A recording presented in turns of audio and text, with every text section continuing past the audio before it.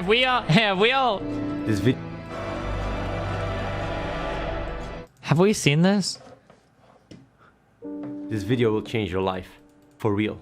Like, I know it might take a bit more time or little. We're also working on documentary. It's not just completely gonna change your life, it's also gonna cause a chain reaction. It's basically gonna change the world. And I know it sounds really crazy, but the reason why I'm making this video before I make the documentary is because I know a lot of people can be helped with it. And I just want to give you guys something in the meantime. Basically, if you follow these 4 steps, you will change as a person. Your problems will disappear. You will start thinking in solutions. This video will change your life. Will change. For real. You will start like seeing more structural patterns. You'll be able to think faster. Your identity will immediately vanish. You will be in the now. Your fears will be able to contextualize. Your anxiety is going to go away, and it's going to happen as soon like you make one simple click. That's all. It takes maybe a bit, but if you follow these 4 steps, you can get there. It's already been working and already like starts spreading like crazy. And the reason why I'm making this video is because I want to make sure that people don't take advantage of it.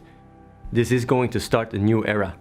Like, there's going to be a before. I don't mind people that are involved in one thing branching off into other things. I do it all the time where we talk about philosophy and different things. But like, I feel like it's really important that you present yourself legitimately in those fields. I'm pretty sure that, I'm pretty sure. When I'm talking about things that are outside of my field of education or something that I don't know to be true. So for instance, when I say that global warming is most likely true because 97% of scientists or whatever agree on it, right? I'm citing something there, right? I think it's important not to present yourself as an authority on a topic that you don't have like a formal background in. Like, because that's like... I've already watched this video. Like, everything he says in the video is okay, but like, it would be so much better if he could just like decouple it from the massive assertions he makes about it changing the world and shit, you know?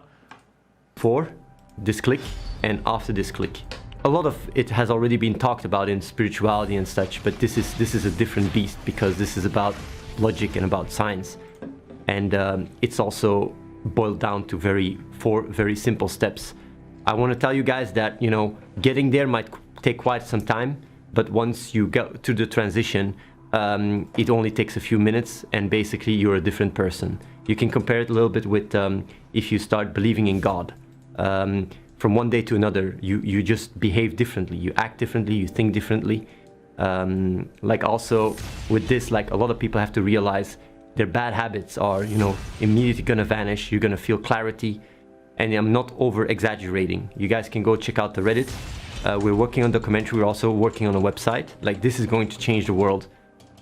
And if it wasn't for all the facts and the evidence I've gotten, I wouldn't be making this video because this really just basically, you know, would affect my credibility.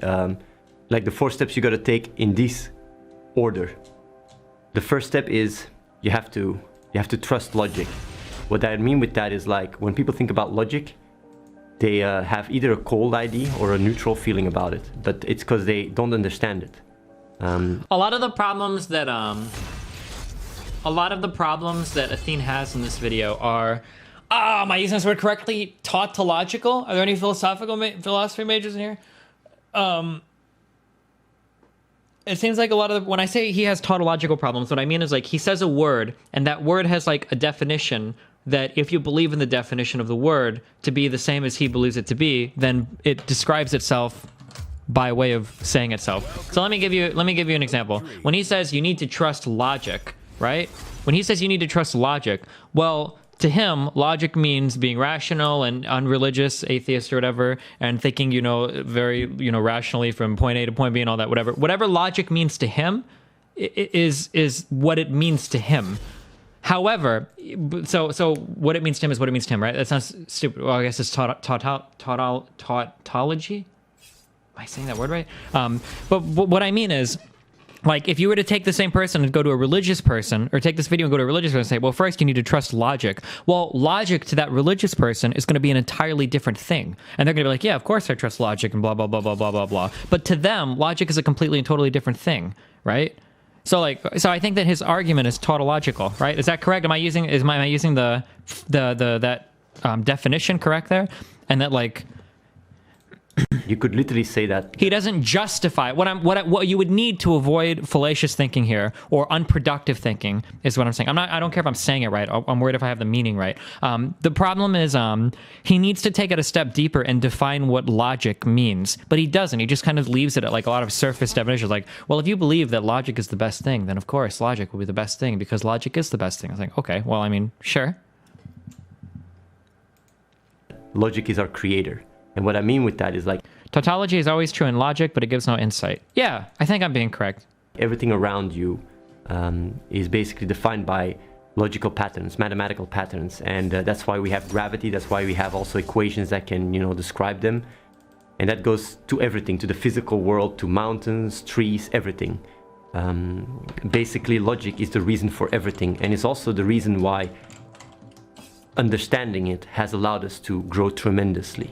So the scientific revolution was just our ability to start understanding logic rather than just, rather than just going about life in a more impulsive way.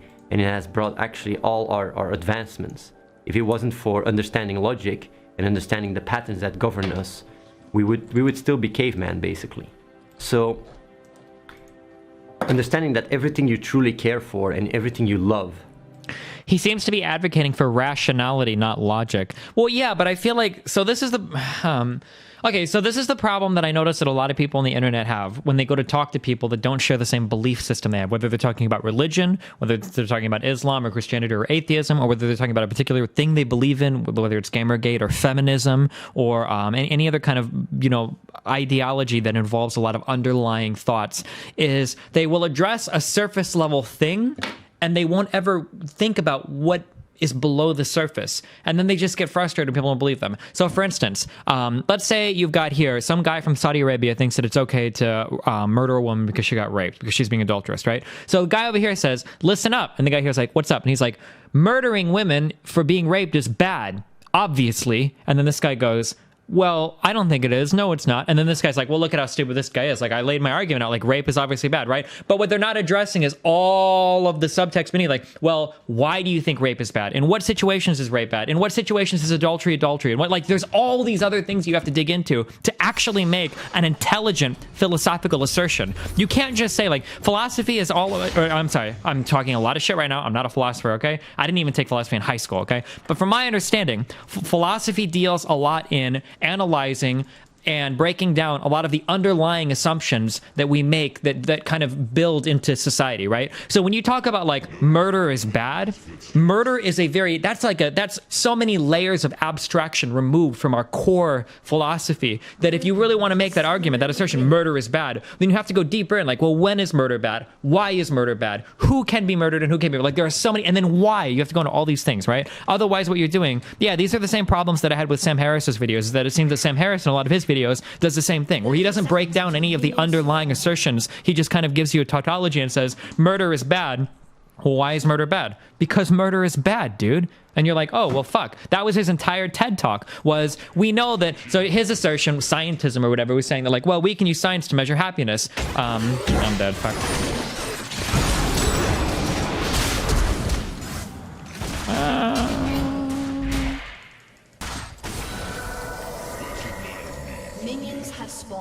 So his thing is like, we can use science to measure happiness. And it's like, well, we know that this isn't happiness. We know that beating women with a ruler isn't happiness. And it's like, well, why do you know that? Because beating women with a ruler is bad. And we know that bad things are bad.